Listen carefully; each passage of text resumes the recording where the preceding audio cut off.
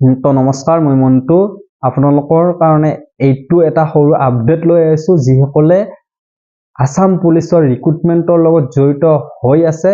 New recruitment 2026 নতুন বছৰৰ নতুন ভেকেন্সি আৰু আপোনালোকৰ কাৰণে এইটো সুবিধা আহিছে। তো যিসকলে হাই সেকেন্ডাৰীটো সায়েন্সৰ পৰা পাস কৰিছা তো আপোনালোকে APR তো এপ্লাই কৰিবা, ABUB তো এপ্লাই কৰিবা আৰু যিসকলৰ বয়স আছে আপোনালোকে কমান্ডো তো এপ্লাই কৰিবা। তো ঠিক আছে, তো এইটো কাৰণে আপোনালোকক কৈছো যিসকলৰ সপোন আছে তো তেখেতসকলে এই সপোনটো নিজৰ সপোনটো পূৰণ কৰিবলৈ এইটো এটা ভাল সোণালী সুযোগ। কাৰণ সায়েন্সৰ পৰা পাস কৰা সকলৰ কাৰণে 4টা অপচন খোল খাই আছে। তো ঠিক আছে, আপোনালোকে বুজি পালে। তো ABUB ৰ কাৰণে অপচন খোল খাই আছে, APR ৰ কাৰণে অপচন খোল খাই আছে আৰু কমান্ডো। তো কমান্ডোটো সিম্পল মেট্ৰিক পাস হলে হৈ যাব। তো সায়েন্সৰ পৰা থাকিলে তেওঁলোকৰ এটা অপচন বেছিকে খোল খাই থাকে, তেওঁলোকে APR তো এপ্লাই অনলাইনটো কৰিব পাৰে বা সুবিধাটো লোৱাৰ কাৰণে তেওঁলোকে সুযোগ পায়।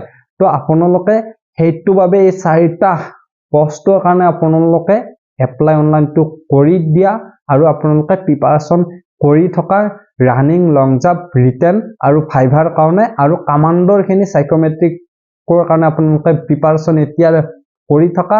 আৰু বহুতে কি কৰে এডমিট কাৰ্ড আহিলে আমি প্ৰিপাৰেচন কৰিম, তো তেনেকে ভাবি তেওঁলোকে অনলাইন আবেদনটো কৰি থৈ দে কিন্তু প্ৰিপাৰেচন নকৰা কৰি থাকি যায়।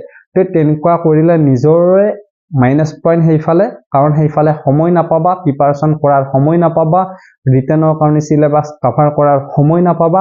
যদি এতিয়াৰ পৰা আপোনালোকে অনলাইন আবেদনটো কৰাৰ পৰাই আপোনালোকে যদি প্ৰিপাৰেচনটো কৰি থাকিব পাৰা তেতিয়াহলে আপোনালোকে ফাইনেল কাটঅফত নিজৰ নামসমূহ এদিন আনিব পাৰিবা। আৰু আপোনালোকৰ সেইদিনাখন লগ বন্ধু বিলাকে যেনেকে এপাৰ্টমেন্ট আনিব গৈছিলে ঠিক তেনেদৰে এদিন আপোনালোকে এপাৰ্টমেন্টসমূহ আনিব যাব পাৰিবা আৰু সেইদিনাই ভাবিব পাৰিবা নিজৰ কষ্টৰ ফলটো আজি আপোনালোকে নিজৰ হাতে পাই গলা। তো ঠিক আছে, তো সেইটো কাৰণে আপোনালোকে এতিয়াৰে পৰা প্ৰিপাৰেচন কৰা। নিজৰ সপোন পূৰণ কৰিবলৈ হলে কষ্ট কৰিবই লাগিব। তো আজিলৈ মানে যদি ভিডিওটো চাই ভাল লাগিলে লাইক, শ্বেয়াৰ লগতে সাবস্ক্ৰাইব কৰিবলৈ একেবাৰে নপাহৰিব, কাৰণ আপোনালোকৰ সহযোগিতাই আমাৰ বিশেষ প্ৰয়োজন।